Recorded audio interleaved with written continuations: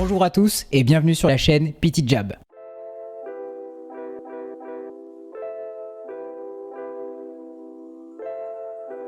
Petit Jab est un groupe de travail réunissant plusieurs professionnels de santé.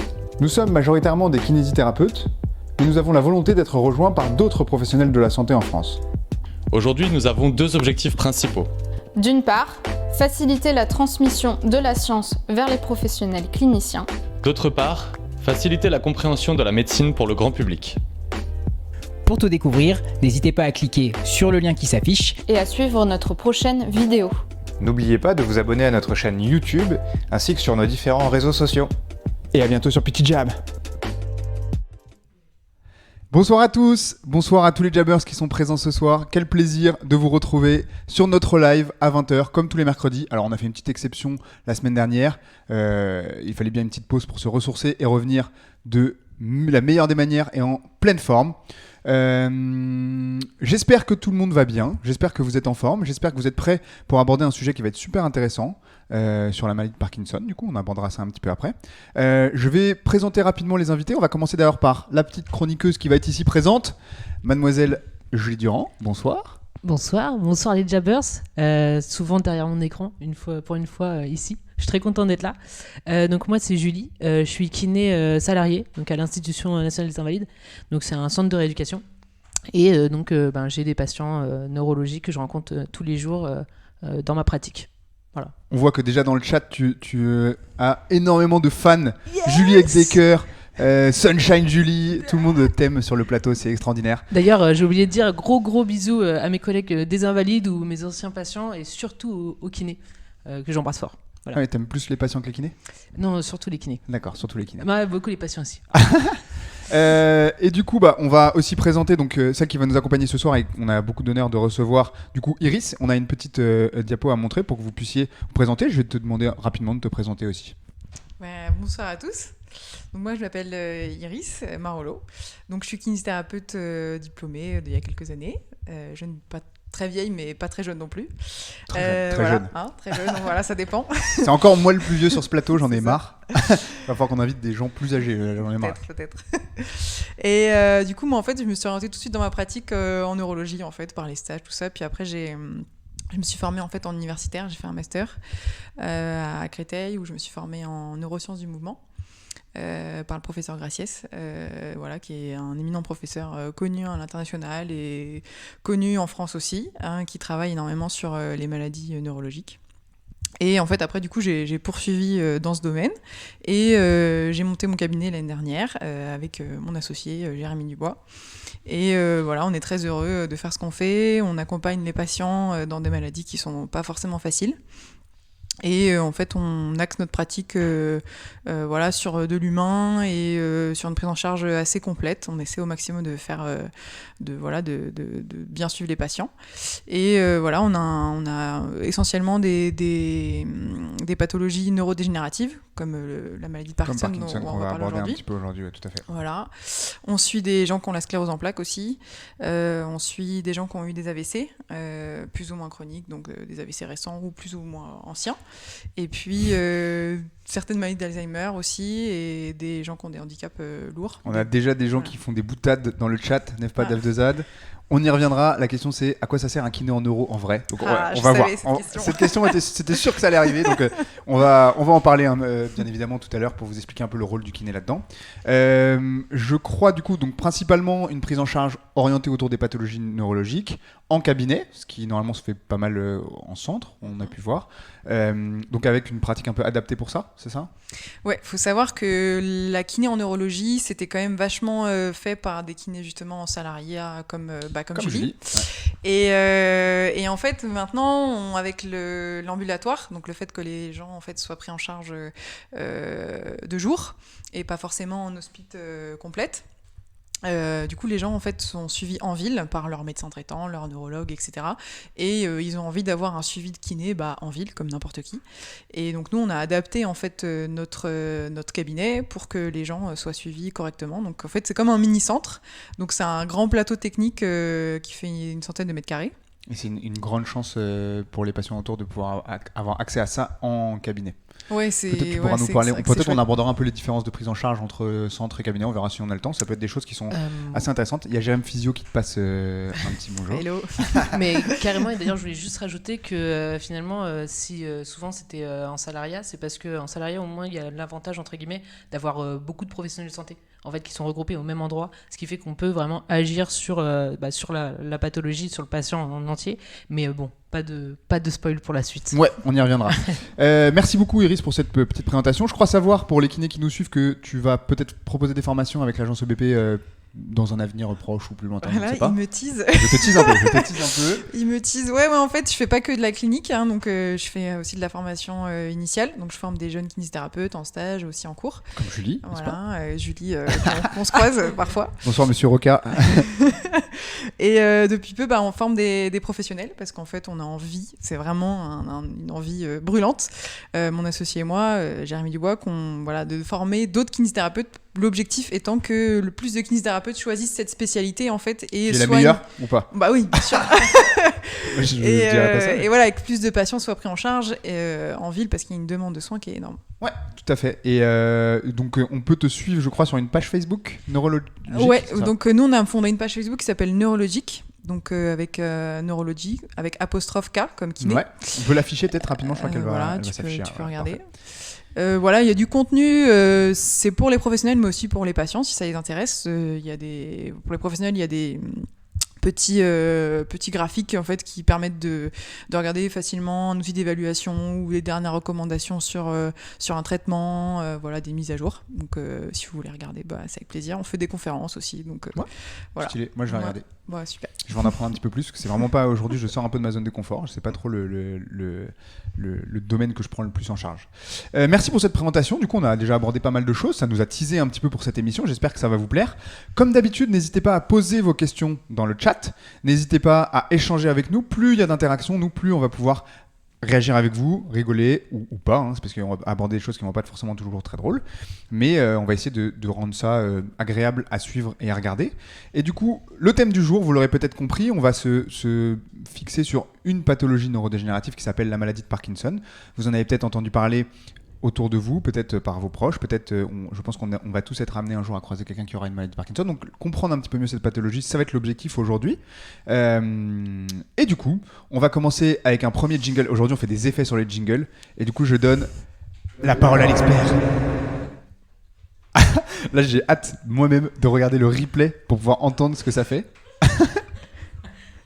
Et tout le monde se marre derrière, donc j'imagine que ça a dû être très très drôle. Voilà, donc on va commencer par une première chose pour que vous essayiez un petit peu de comprendre un petit peu mieux comment fonctionne le cerveau, est-ce que c'est un cerveau. Donc là pour ça je vais laisser la parole à Iris qui s'y connaît probablement beaucoup mieux que moi là-dedans. Donc Iris, voilà, je te laisse en parler, peut-être qu'on peut afficher la première diapo, merci. Ok, en fait, tout d'abord, moi je suis pas neurologue ni neuroscientifique, d'accord. Je connais le cerveau parce que je le pratique avec mes patients qui ont des pathologies qui touchent le cerveau, et je l'enseigne un peu à mes étudiants. Donc du coup, on va essayer de simplement vous expliquer comment fonctionne le cerveau, de manière anatomique simplement, quelles sont les différentes parties. Donc là, je vous ai mis un cerveau assez simple. Donc vous avez le lobe frontal en fait qui va gérer plutôt la personnalité, le comportement, le raisonnement, la planification, et surtout un petit peu en arrière du lobe frontal en fait qui va gérer la motricité. Donc c'est surtout ça qui va nous intéresser. Motricité, c'est comment on va bouger, utiliser nos muscles, etc. Comment on va bouger, comme toi tous les jours tu vas marcher, tu vas prendre ton verre, tout ça c'est la motricité, hein. C'est tout ce que tu vas faire dans la journée. Okay. Ensuite après on a le lobe pariétal qui va plutôt gérer les sensations, la perception, la sensibilité. Et donc il va être en interaction énormément en fait avec le lobe frontal. Voilà, il y a une partie au milieu où vraiment ces deux parties vont sans arrêt en fait faire des allers-retours. Une fois que tu sens quelque chose, derrière il y a une action, c'est-à-dire pour répondre moteur, en fait à la sensation. Voilà, exactement. Okay. Donc ça c'est très important à comprendre. Du style je mets ma main sur le feu, ça enlève ma main. Ça s'enlève tout de suite. Voilà, exactement. Classique. Après, il y a le lobe temporal, d'accord, qui est un petit peu en dessous, qui va gérer surtout l'audition. Ça se proche au niveau de l'oreille, donc ça c'est à peu près en regard. La compréhension, le langage, la mémoire. Le lobe occipital qui va gérer la vision. Donc si par exemple j'ai un gros trauma crânien derrière, en fait, ça peut impacter en fait ce lobe et donc du coup je peux perdre la vue. Donc c'est un lobe qui est important et qui va gérer en fait sans arrêt en fait avec le système sensoriel de la vision. Très bien. Et après j'ai rajouté le cervelet qui fait pas partie du cerveau en lui-même mais qui fait partie du coup du système nerveux central qui gère en fait l'équilibre et la coordination. Donc si pareil j'ai un problème au cervelet Système nerveux central, juste, c'est le cerveau et la moelle épinière. Oui, épinière, exactement. Très bien. Avec le tronc cérébral du coup qui s'associe avec. Et donc ça va gérer l'équilibre et la coordination. Donc si on a un problème en fait au niveau du cervelet, on va avoir l'impression d'être sous. Hein. C'est une marche, on appelle une marche ténébrieuse. Donc les patients qui vont avoir ce souci, on peut croire qu'ils sont sous, mais pas du tout. Je crois qu'aucun des jabbers n'a jamais été sous. Vous êtes des gens sérieux, n'est-ce pas? Pas du tout. D'ailleurs, sur ce plateau, je crois que personne n'a jamais été sous non plus. Extraordinaire, très bien, très bien. Du coup, tu voulais nous parler peut-être d'une partie un petit peu plus précise. Je crois que c'était les noyaux gris, c'est ça que tu voulais un petit peu aborder. Donc, je crois que c'est sur le 2e ou le 3e message, je sais plus. Juste après, voilà. Donc en fait, là c'est le cerveau, on va dire plutôt en surface, mais il faut comprendre, juste la diapo d'avant. Qu'en fait, le cerveau, ça fonctionne d'une manière un peu spécifique. Vous avez la partie superficielle en fait qui va comprendre la substance grise, d'accord ? Vous avez vraiment les noyaux en fait des neurones. Alors, les neurones, c'est les cellules qui sont dans le cerveau, qui font les transmissions en fait, qui lancent les messages. C'est ça. Donc ça, c'est la substance grise, donc vraiment en surface. Et après, vous avez la substance blanche, d'accord, qui est au milieu. Donc ce n'est pas des neurones avec un noyau, tout ça, c'est un câble, d'accord, c'est un câble électrique. Donc ça, c'est par exemple dans la maladie de la sclérose en plaques c'est cette zone-là qui va être atteinte. Donc on a le gris, ça correspond en gros au noyau, au centre de commande, et les câbles, c'est ce qui va être dans le blanc plutôt. Voilà, donc la substance blanche. Et en fait, après derrière, il se relie avec d'autres neurones qui sont dans la partie vraiment centrale du cerveau, vraiment au milieu du cerveau, qui on appelle les noyaux gris centraux. Et donc c'est cette zone-là dans laquelle on va s'intéresser en fait pour la maladie de Parkinson, parce que c'est cette zone-là qui est touchée. Tu peux la mettre, je pense, la diapo. Donc les noyaux gris centraux, c'est très très complexe. Donc on va vraiment, je vous expliquer vraiment succinctement en fait ce que c'est. Donc vous avez plusieurs parties et dans la maladie de Parkinson, ce qui va être touché, ça va être la substance noire, d'accord ? Donc c'est en fait un tout petit peu en dessous. En fait, voilà. Donc il y a les noyaux et en dessous vous avez la substance noire qui est dans le mésencéphale qui est un petit peu plus bas. Et en fait ça va interagir en fait avec les noyaux gris centraux. Et cette substance noire, c'est là où on va dire où la maladie de Parkinson, on va dire, où la maladie va faire une dégénérescence en fait de ce noyau en fait de ces neurones. Ok, donc rapidement en fait, le problème qui va se passer, c'est que ça va être un problème de transmission en fait d'informations.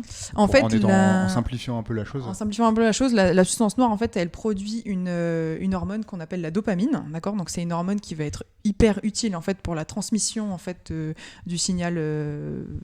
Neurologique dans plein de domaines, notamment la motricité, mais pas que. Et en fait, cette maladie, elle va toucher en fait la zone qui va produire la dopamine. D'accord. Et donc, du coup, ces patients, ils vont avoir un manque de dopamine. Il y a pas mal de choses qui vont être modifiées à cause de ça. Exactement. Ok. Merci. Et si vous avez des questions, n'hésitez pas à en poser. Là, c'était la partie un petit peu plus complexe, juste pour que vous compreniez un petit peu comment ça fonctionne dans le cerveau et qu'on puisse après s'appuyer là-dessus pour vous expliquer pas mal de choses qui vont suivre. On va enchaîner un petit peu du coup et je vais poser une première question.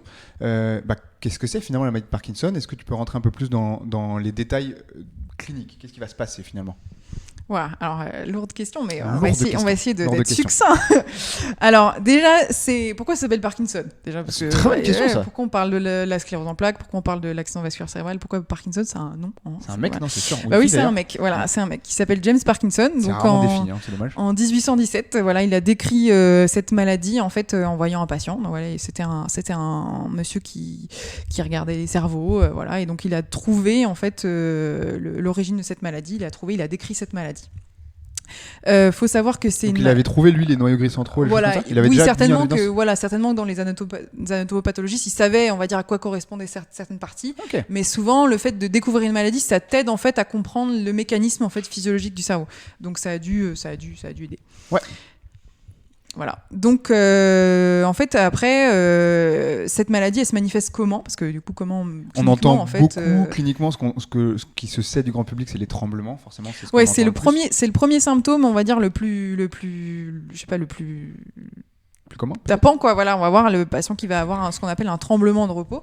Donc, dans la journée, le patient, dans le métro, vous pouvez voir quelqu'un qui va avoir un tremblement de repos. Bah, ça peut être ça, comme ça peut ne pas être ça, mais ça va être un des premiers symptômes. Juste pour revenir là-dessus, le tremblement de repos, qu'est-ce que c'est par rapport à un tremblement d'action en fait? C'est quoi la différence? Est-ce qu'il y a, ça a une importance d'avoir des tremblements de repos et non pas des tremblements d'action? Qu'est-ce que ça va nous dire, ça?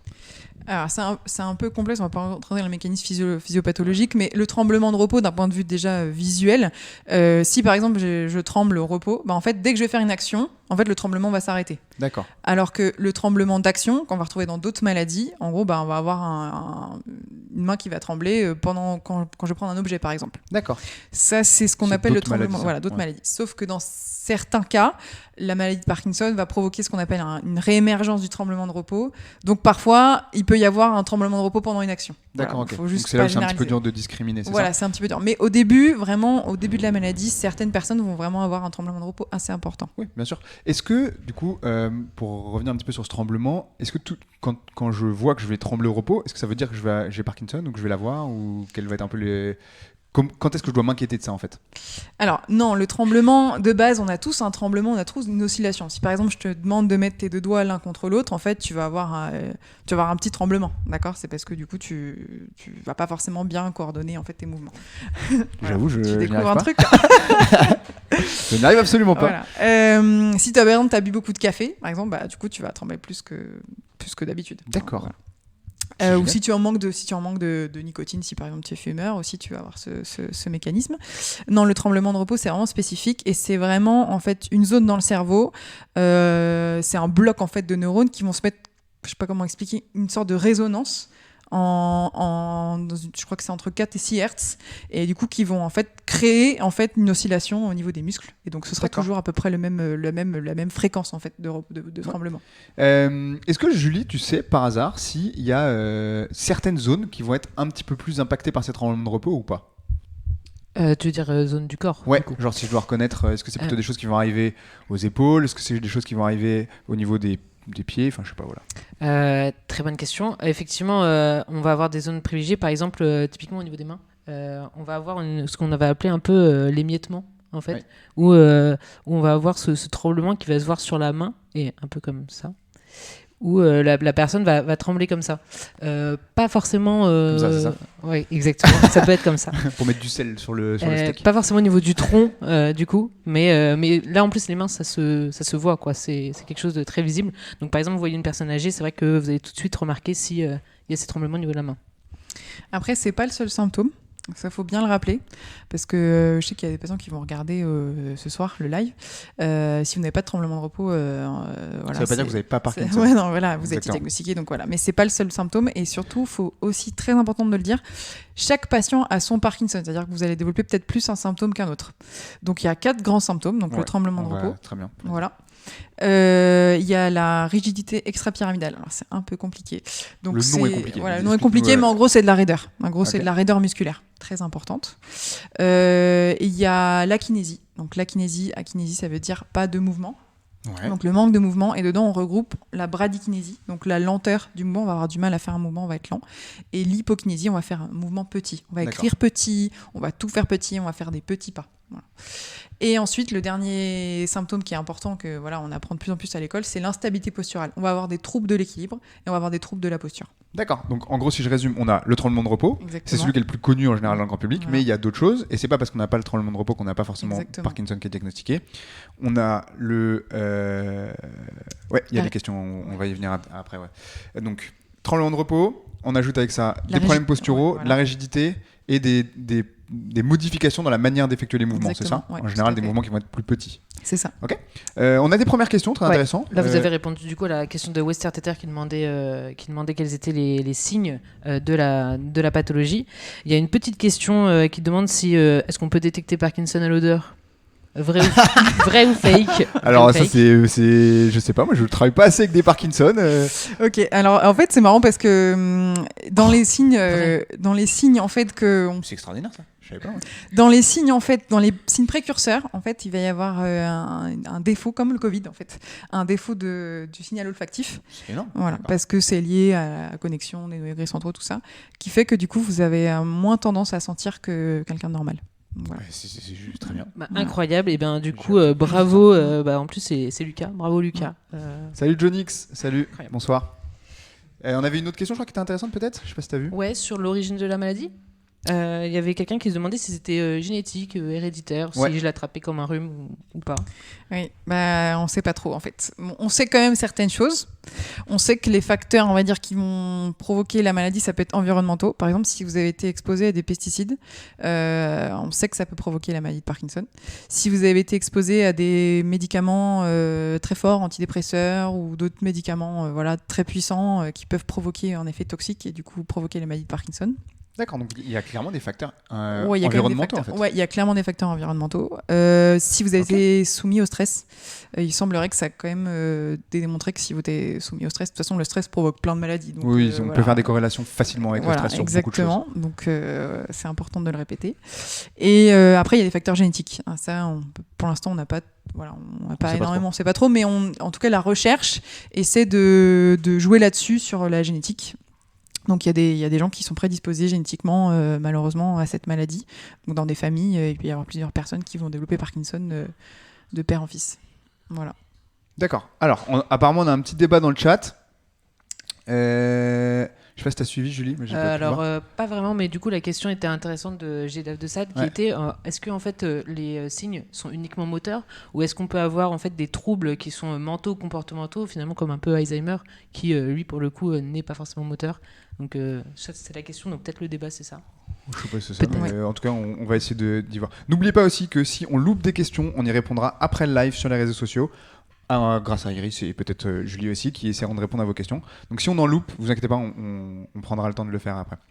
Du coup, est-ce qu'il y a des troubles cognitifs aussi ? Ouais, alors ce qu'on appelle les symptômes moteurs et les symptômes non moteurs. Donc moi je connais extrêmement bien les symptômes moteurs parce que je rééduque les gens qui ont des troubles moteurs. C'est ta profession. Voilà, mais du coup il y a aussi des symptômes non moteurs parce qu'en fait la dopamine elle n'interagit pas que dans le système moteur, elle interagit aussi dans d'autres voies, notamment des tendance à la dépression, d'accord, à l'anxiété.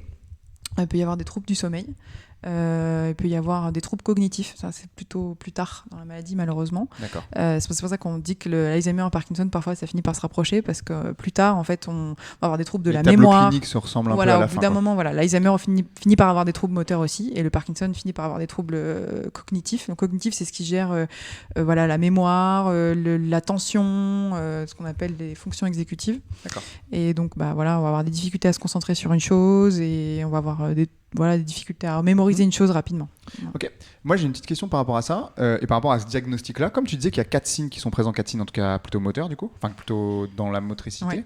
Ces 4 signes-là, à partir de combien on va dire, là vous avez Parkinson, si on en a 1, 2, 3, où il faut avoir les 4 pour pouvoir valider le diagnostic de Parkinson, comment c'est décidé ça ? Non, pas spécialement. Alors, il y a pas vraiment... Alors, il y a un débat là-dessus, mais il faut savoir que le Parkinson, c'est d'abord diagnostiqué cliniquement en premier lieu, mais maintenant, avec la technologie médicale, on va faire un DAT scan, donc on va regarder en fait le cerveau au scanner, à l'IRM. Ouais, directement au niveau des noyaux gris. Voilà, on va regarder et on va injecter en fait un produit qui permet de savoir s'il y a un manque de dopamine ou pas au niveau de noyaux gris centraux.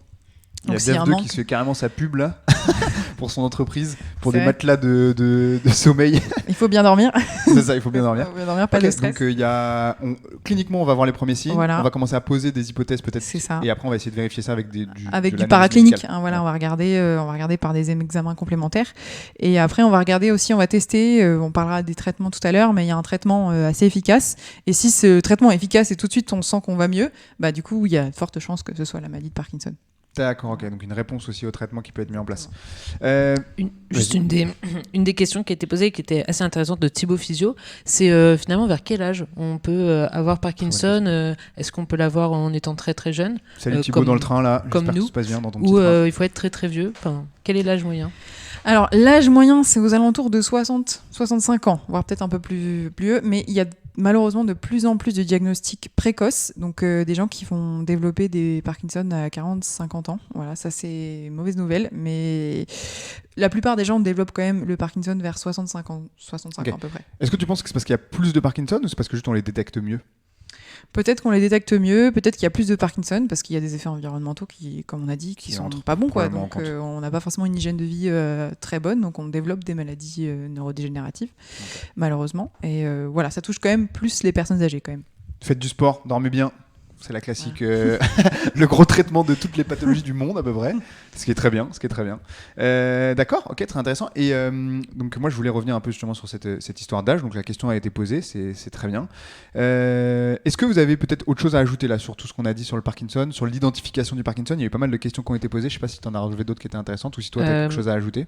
J'ai une question que j'ai trouvée intéressante qui était que quelqu'un a entendu que pas mal de boxeurs ont eu Parkinson dans leur vie à cause des coups. Est-ce que finalement se prendre des coups toute sa vie, ça favorise le fait d'avoir Parkinson? Alors, je sais pas si vous avez vu le film Seul contre tous, je crois, il me semble, avec Will Smith. Ah oui. Ouais, voilà, ça traite en fait du traumatisme en fait crânien répété.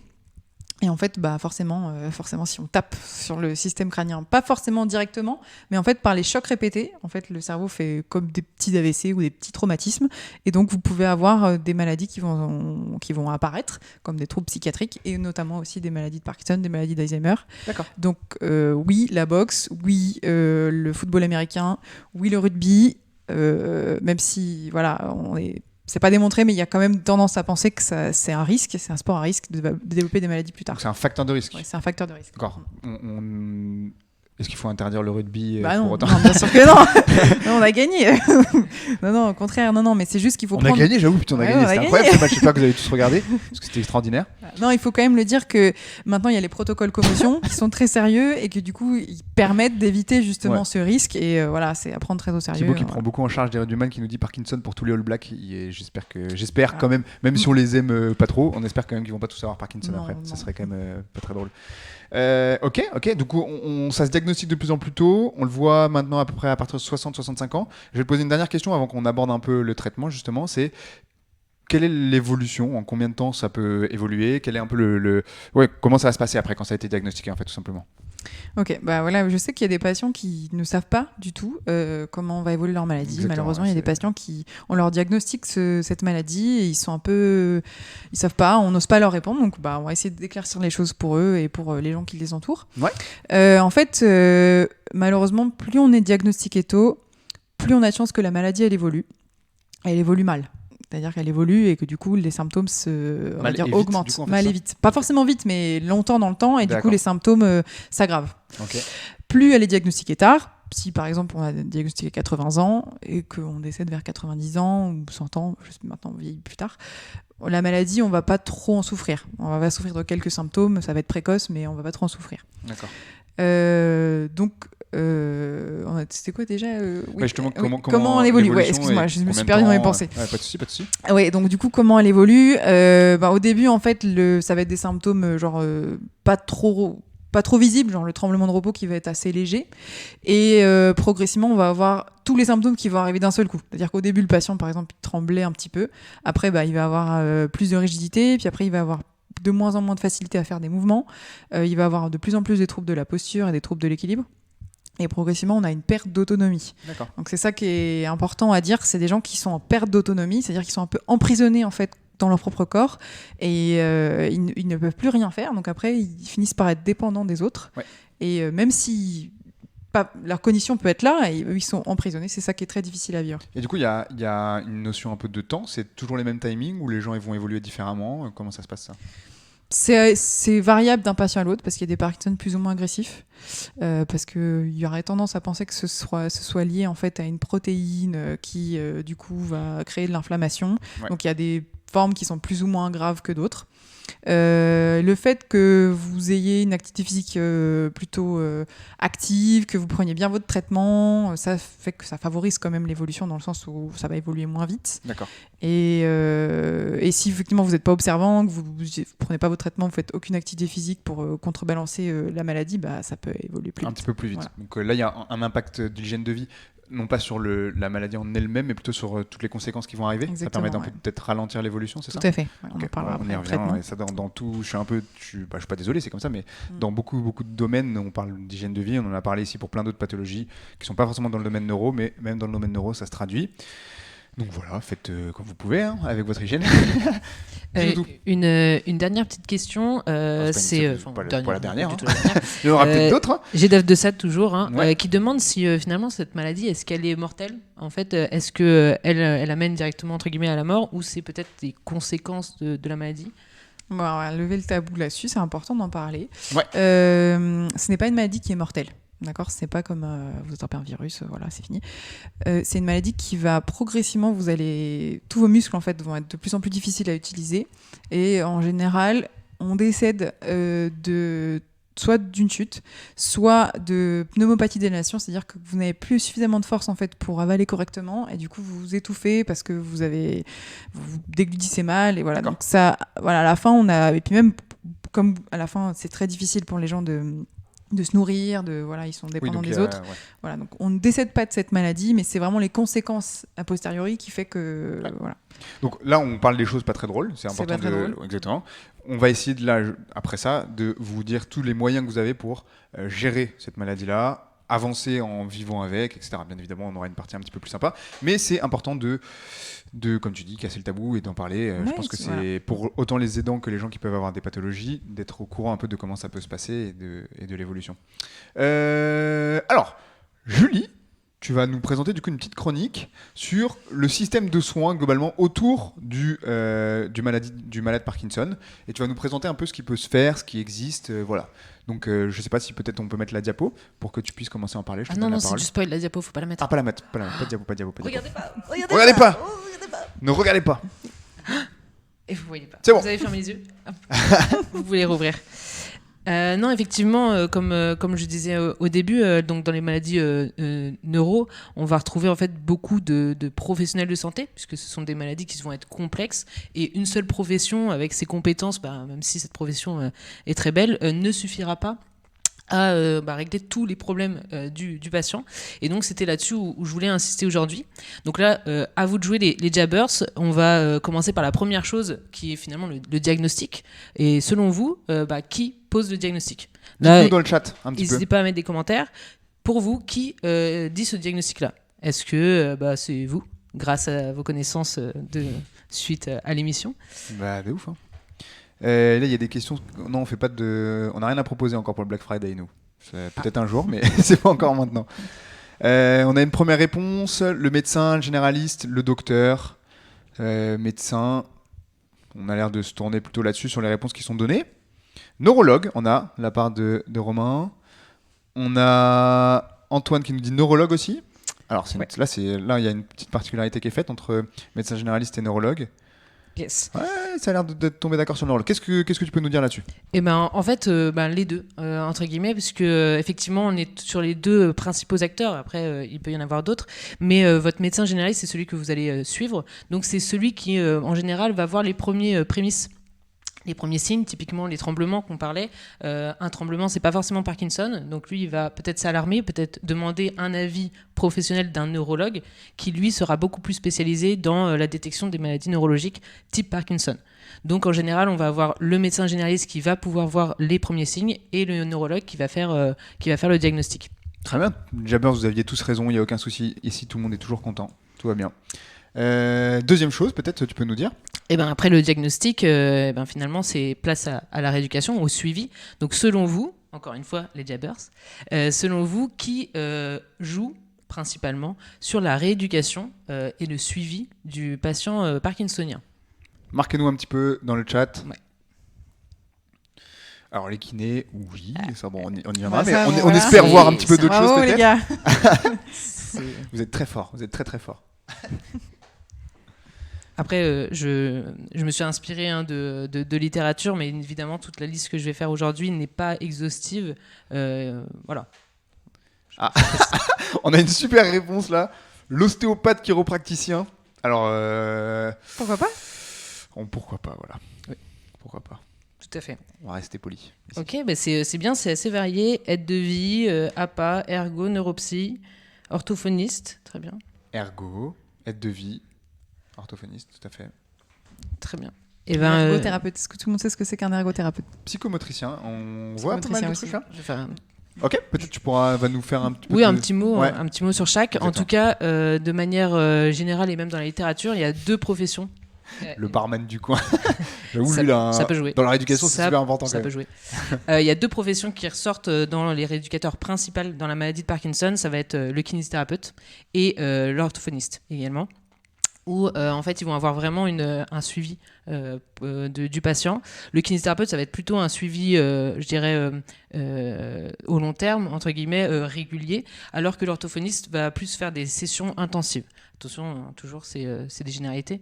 Quand tu dis c'est des généralités, c'est-à-dire que c'est ce qui est recommandé, mais il faut adapter à chaque patient, c'est ça? Exactement. Et selon, en fait, à chaque fois, c'est ce que j'allais dire, le traitement, il est toujours progressif et adapté au patient. Si le patient, par exemple, a besoin qu'on accentue un objectif, eh ben, on peut intensifier la rééducation. Et il y a des séjours en hospitalisation qui existent où on intensifie la rééducation. Ou encore, par exemple, le patient a besoin d'une pause, d'un break, eh ben, on peut faire ce qu'on appelle une fenêtre thérapeutique où on va laisser le patient, entre guillemets, tranquille pendant un certain temps, puisqu'on pense que ça apportera plus de bénéfices que le traitement d'un thérapeute. D'accord. Pas mal de mouvements comme ça. Non, mais c'est très bien. Voilà. Donc, tu habilles ton discours. Tout à fait. Parfait. Et du coup, juste pour faire un petit point sur les orthophonistes, parce que finalement, nous, on est tous kinés et on ne connaît pas forcément ce que font les orthophonistes. Leur objectif, en fait, vont surtout se situer au niveau, comme disait Iris, de l'écriture, puisqu'ils vont commencer à écrire très petit à cause de la bradykinésie qu'Iris a expliqué, mais aussi par rapport à la parole. En fait, il va y avoir tout de suite des modulations dans le volume qui vont parler plutôt bas, etc. Enfin, Iris le dira mieux que moi. Et donc, en fait, ils vont jouer sur tout ce qui va être force, coordination au niveau buccal. Et au niveau du rythme et surtout au niveau du souffle phonatoire qui est pas évident. D'ailleurs là j'arrive à bout, donc Iris, je vais te laisser dire un mot. Donc encore une fois, vous aviez globalement dit beaucoup de choses. Comme a dit Julie, il y a pas mal d'autres professions qui entrent en compte, l'ergothérapie, la psychomotricien, pourquoi pas des ostéopathes, des chiropracticiens. Qu'est-ce que tu peux nous en dire rapidement de ça? Est-ce qu'il y a des choses à ajouter par rapport à ce que Julie nous a dit? Moi je rajouterais même le professeur d'activité physique adaptée, qui est un autre professionnel qui intervient, quelqu'un qui va avoir un rôle comme coach sportif dans les maladies, des maladies neurologiques et autres. Voilà, c'est hyper important d'avoir plein de professionnels autour de soi. Et nous, professionnels aussi, c'est hyper important de communiquer aussi avec tous les professionnels qui entourent le patient. Travail sur la déglutition aussi avec l'orthophoniste, on nous a dit. Exactement, c'est très important parce que voilà, pour éviter après les fausses routes, voilà, donc c'est important. Et là, on a la petite diapo qui s'est affichée, très belle diapo. Vous voyez bien le docteur Mamour que vous reconnaissez, et vous voyez Iris, c'est ça? Tout à fait, oui, c'est Iris. Que vous voyez en tant que kiné, c'est très bien. Et voilà, et donc j'ai voulu mettre aussi sur cette diapo tous les autres professions qui en fait ne sont pas obligatoires, mais elles vont forcément influer, et certains patients, selon leur profil, vont peut-être avoir beaucoup besoin d'ergothérapie ou de psychomotricité, etc. Ça pourrait être un plaisir d'inviter ces professionnels de santé-là pour expliquer quel est leur métier. Là, on va pas forcément avoir le temps, mais en tout cas, voilà, toute profession n'est pas exclue. Ça dépend vraiment du patient et de ses déficiences. Alors, du coup, j'aimerais te poser une question, Iris, là-dessus. Julie aussi, si tu as un élément de réponse. Sur quand on met en place justement tout ce système de santé autour du patient avec plusieurs professionnels, etc., est-ce que du coup, on peut vraiment améliorer la qualité de vie de la personne? Comment ça se passe? Est-ce qu'il y a des choses qui peuvent être positives là-dedans pour le patient? Super, je voulais en parler. C'est une maladie qui est grave, voilà, qu'on se le dise, qu'on se le cache pas, mais on peut s'en sortir. D'accord, c'est vraiment le message que je voulais vous transmettre, c'est si vous êtes bien suivi et si vous prenez bien votre traitement, avec le traitement médicamenteux maintenant on a des super actions, il y a même d'autres traitements qui sont qui voient le jour, voilà, très étudiés, on peut s'en sortir, on peut faire en sorte que la maladie évolue beaucoup plus lentement que ce qu'elle aurait dû faire normalement sans traitement, sans rien du tout, avec un suivi vraiment expert, vraiment bien coordonné. On peut s'en sortir, on peut vivre presque normalement. Voilà, pendant 10-15 ans maintenant, on a réussi à reculer au maximum les effets de la maladie. Et voilà, il faut garder le positif, faut essayer de faire le maximum qu'on puisse faire, faut pas se démoraliser, c'est une maladie avec laquelle on peut vivre et plutôt pas trop mal. On peut continuer à faire du sport. Exactement. On peut continuer à bouger, à voyager, à faire plein de choses qui peuvent vous nourrir justement. Et c'est important de le dire. La seule chose que ça va peut-être demander un petit peu plus, c'est du coup de l'investissement un peu dans pas forcément de la rééducation, mais dans un ensemble de choses auxquelles il faut faire attention. attention, comme l'activité physique, le sommeil, des choses comme ça, c'est ça? Voilà, il faut falloir, si vous êtes quelqu'un ou vous connaissez quelqu'un qui a la maladie de Parkinson, qui n'est pas très sportif, qui n'a jamais fait de sport de sa vie, il faut peut-être changer un peu les concepts et réfléchir aux bienfaits de l'activité physique sur cette maladie, et peut-être changer un peu son hygiène de vie, peut-être prendre soin de soi, savoir se poser, savoir s'écouter, hein, arrêter de courir partout, savoir se recentrer sur soi-même. C'est très important. Et c'est là où le système de santé va vraiment aider à toutes ces transitions-là comportementales, du coup, parce qu'on change un peu de manière de vivre, et on accompagne les gens pour ça, en fait, globalement, et pour leur apprendre à comment réaliser toutes ces choses-là, c'est ça? Ouais, nous, on va essayer de les aider au maximum, on va essayer de leur apprendre ce qu'on appelle l'éducation thérapeutique. Ça pourrait faire l'objet encore d'un autre sujet. Exactement. On va essayer de leur apprendre à gérer leur maladie, en fait, comme faire leur petite gymnastique matinale ou dans la semaine. Les infirmiers, par exemple, ils vont avoir un rôle sur le traitement, comment bien le prendre. Les médecins ou d'autres professionnels peuvent avoir un rôle sur l'explication de la maladie, donc le fait que les patients comprennent bien ce qu'ils ont, ils vont pouvoir mieux agir, en fait, après, derrière, d'un point de vue de leur traitement. Donc nous, on va avoir vraiment un rôle d'accompagnement avec les patients. N'hésitez pas, du coup, j'en profite, si jamais vous avez autour de vous des gens qui potentiellement pourraient avoir cette maladie-là, ou si vous connaissez des gens, cette vidéo-là, elle peut être intéressante, je pense, pour pas mal de gens, et du coup à leur transmettre le replay qui sera sur YouTube, il n'y a aucun souci avec ça. Et du coup, je voulais aborder un dernier petit point assez rapidement, parce qu'on est comme d'habitude en retard. Est-ce que tu as un mot pour les aidants, pour les gens qui vont accompagner du coup les gens qui ont la pathologie de Parkinson?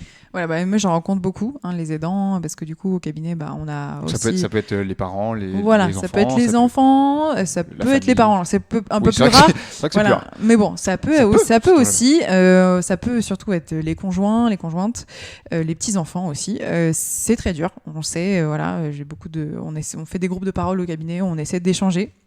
C'est très dur, mais les aidants, ils ont aussi un problème, on va dire pas toujours, mais ils comprennent pas forcément la maladie, et quand on voit la personne diminuer, ils comprennent pas, et parfois ça peut être source de conflit dans le foyer. Donc il faut comprendre que le patient, il a une maladie qui touche son corps, qui touche son système aussi cognitif, donc ce n'est pas de sa faute. L'aidant, il doit avoir un rôle... d'aidant pour les transferts, pour l'aide à la vie quotidienne. Transfert, c'est la capacité de passer d'une position à une autre. Oui, etc. ou les activités de la vie quotidienne, l'alimentation. Mais l'aidant aussi, il faut qu'il garde son rôle aussi s'il est conjoint ou s'il est de la famille, à se faire aider par quelqu'un d'autre, que ce soit un aide-soignant, que ce soit un infirmier, que ce soit des gens qui sont spécialisés dans l'aide à la personne. Il faut aussi savoir prendre du recul, partir un petit peu, essayer de sortir un petit peu de la maladie, parce que ça peut être très difficile de suivre quelqu'un qui a une maladie qui est évolutive. Il ne faut pas que l'aidant ne soit que aidant, en fait, c'est ça? Exactement. Il faut garder ce rôle dans la famille qui existe à la base. Toujours. Ok. Et je pense que c'est important en tant qu'aidant d'essayer de se renseigner sur cette maladie pour pouvoir la comprendre un petit peu mieux. Tout à fait. Et être peut-être plus tolérant ou avoir un petit peu plus de distance vis-à-vis des symptômes, etc. Parce que c'est vrai que ça peut être assez frustrant pour les personnes autour. Ouais. Ok, très intéressant, très intéressant. Je vais prendre une question, parce que c'est vrai qu'on n'a pas abordé ce point-là. On a beaucoup parlé de traitement kiné. Et est-ce qu'il existe des traitements du coup médicamenteux, d'autres types de traitements? Au tout début de l'émission, on nous parlait un peu, par exemple, de dopamine à insérer. Est-ce que tu peux nous en dire rapidement quelque chose pour que les gens soient un peu au courant là-dessus? Oui, alors les traitements médicamenteux, c'est le premier traitement qu'on va prescrire, en fait, que le médecin et le neurologue vont prescrire aux patients. Donc, ça va être le traitement de conservateur.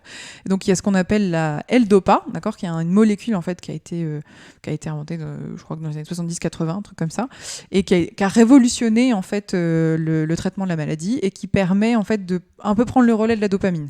Et donc elle va diminuer considérablement les symptômes, mais c'est pas un traitement qui va permettre de guérir la maladie, ça va diminuer les symptômes. Et donc on peut vivre très longtemps avec ce traitement, et très peu de symptômes, du coup. Moins de symptômes, on peut vivre vraiment presque normalement. Le souci, c'est que injecté? Non, c'est par voie orale. D'accord. Dans un premier temps, c'est par voie orale. Le souci, c'est que ce traitement, et après, il va avoir des effets secondaires. Donc après, derrière, il va y avoir ce qu'on appelle des fluctuations motrices. Donc au bout d'un moment, le traitement va bien fonctionner dans la matinée, par exemple si on le prend à 9h, et après progressivement vers 11h, le traitement va moins bien fonctionner, donc du coup les symptômes vont être recrudescents, vont augmenter. Et après, progressivement, de plus en plus, en évoluant, il va y avoir des fluctuations motrices, et donc le patient va y avoir ce qu'on appelle des phases on et off. Donc vous allez avoir devant vous, ça te rappelle des choses. On va avoir des gens qui vont être très bien d'un seul coup, voire même avec une exagération des mouvements, et d'un seul coup, tout l'inverse, les symptômes qui vont être recrudescents, et donc des patients qui vont être très renfermés sur eux-mêmes, petits mouvements, petits gestes. Donc ça, c'est le problème du traitement médicamenteux. Et ça, on sait que c'est dû au traitement, en fait. Voilà, on sait que c'est dû au traitement. On sait que c'est le fait que le traitement, il y a ce qu'on appelle une forme d'accoutumance. J'ai eu des mauvais cours, moi. J'aurais dû t'avoir en prof, ça aurait peut-être été plus intéressant. Et ensuite, après, si justement. Il y a Thibaut qui nous dit freeze, c'est le jeu. Voilà, ouais, c'est un des problèmes, c'est que la maladie provoque des blocages, en fait, donc ce qu'on appelle le freezing. Donc c'est terrible pour les gens qui souffrent de ce symptôme, c'est que vous marchez et puis d'un seul coup vous vous arrêtez. Donc ça, c'est un truc aussi que je voudrais dire. Si jamais vous voyez quelqu'un dans la rue qui a cette chose-là, c'est-à-dire qui ne peut plus avancer, qui est complètement bloqué, aidez-la. D'accord, c'est-à-dire qu'elle va pas forcément s'en sortir toute seule, elle a besoin d'aide, donc vous pouvez lui prendre la main, lui dire de respirer, de balancer à droite, balancer à gauche, faire un grand pas, voilà, essayer de donner une impulsion, voilà, aider la personne à remarcher. Et ouais. puis ça peut fonctionner, voilà. Donc ça va débloquer la situation. Donc sur le traitement, après derrière, vous avez les injections intramusculaires qui peuvent fonctionner sur ce qu'on appelle les pompes à dopamine. Pardon. Ouais. On a une pompe en fait à dopamine quand le traitement médicamenteux oral ne fonctionne plus assez. Et après, il y a une révolution qui est française. Incroyable. Qui est de Grenoble, qui s'appelle la... On avance. Bon, je finis sur ça. C'est très intéressant. La stimulation cérébrale profonde, j'en parle parce qu'ils ont fait une émission super récemment, je crois que c'est sur France 5, je sais plus sur quelle quelle chaîne, sur la maladie de Parkinson et sur ce traitement. Et donc en fait, on va mettre 2 électrodes en fait dans les noyaux. J'en ai entendu parler ça. Voilà, c'est révolutionnaire. Et en fait, on va permettre de stimuler électriquement en fait les noyaux gris centraux pour avoir un peu plus de dopamine. D'accord. Voilà. Et que du coup, ça améliore les échanges internes au cerveau en fait. C'est ça, ouais, on peut dire ça comme ça. C'est trop stylé ça. Ouais, c'est énorme. Ok. Et ça, c'est quelque chose qui va arriver. Ça arrive, ça existe déjà. Il y a déjà beaucoup de patients, ça fait 20 ans déjà qui en bénéficient. Je crois que j'ai le père d'un ami qui a bénéficié de ça peut-être au début quelques années, ouais, c'est ça. Voilà. Mais maintenant, on améliore vraiment la qualité chirurgicale et voilà, c'est génial. Mais ça ne guérit pas non plus de la maladie et ça n'empêche pas non plus qu'il faut quand même prendre le traitement. Mais ça permet de mieux vivre aussi. Donc ça, c'est super, c'est une bonne nouvelle. Bon, c'est très intéressant, très intéressant. Vous voyez, il y a beaucoup de choses à dire. On est désolé, on pourrait parler des heures, je pense, encore une fois. Je crois qu'il y a Monsieur Roca qui avait peut-être une petite question pour toi là. Effectivement, gonfler une bouée flamande, ouais, ça peut aider. Ça dépend du contexte. Mais du coup, bisous à mes patients qui ont déjà été dans cette bouée. C'est nickel. Du coup, on a encore pas mal de questions, je vois dans le chat, qui sont très intéressantes. Donc, ce qu'on a l'habitude de faire, Iris, je savais pas expliquer, donc je te le dis maintenant et comme ça vous saurez. C'est nous sur nos réseaux sociaux ou sur les tiens. On va prendre les questions et faire des petites vidéos pour y répondre. Donc, j'ai vu des questions sur la danse parce qu'on entend pas mal de la danse comme traitement. Voilà, il y a plein de choses à aborder. On n'a pas forcément le temps de faire tout ce soir, donc on essaiera d'y répondre un peu après. Donc, je t'enverrai ça et on essaiera de voir comment on peut. Yes. Ça te va ça ? Avec plaisir. Très bien. Du coup, on va terminer comme d'habitude par nos petits doggy jabs. Et là, Monsieur Thibaut Physio, j'espère que tu regardes bien. On a une petite surprise pour toi. Attends, je vais le chercher. Vas-y, va chercher. C'est notre chroniqueuse aujourd'hui. Thibaut n'est pas là, il est dans le train pour aller donner des cours. Donc on a quelqu'un d'autre qui va nous faire les doggy jabs.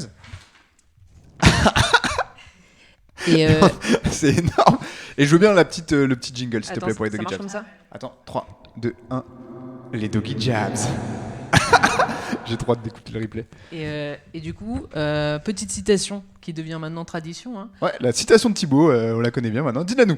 L'exercice est la clé non seulement de la santé physique, mais aussi de la tranquillité d'esprit. Et je sais plus si c'est Nelson Mandela ou Thib qui l'a dit. Ah. Mais je crois qu'ils se ressemblent pas mal, non ? Ouais, je sais plus. J'ai un doute. Du coup, c'est trop stylé. Très belle phrase. Du coup, Thibaut, est-ce que tu peux nous faire les doggy jabs du coup, et nous donner un petit peu ce que les gens vont pouvoir retenir de cette émission, que ce soit les aidants, les patients ou les kinés qui nous regardent. Tout à fait. Il y a une petite diapo qui peut s'afficher. Tout à fait. En fait, il y a énormément de points sur lesquels, avec Iris, on aimerait bien insister, parce que c'est vraiment très intéressant et on a encore beaucoup de choses à dire. Mais si on en avait 3 à relever, ce serait surtout le premier, d'abord d'en parler autour de vous.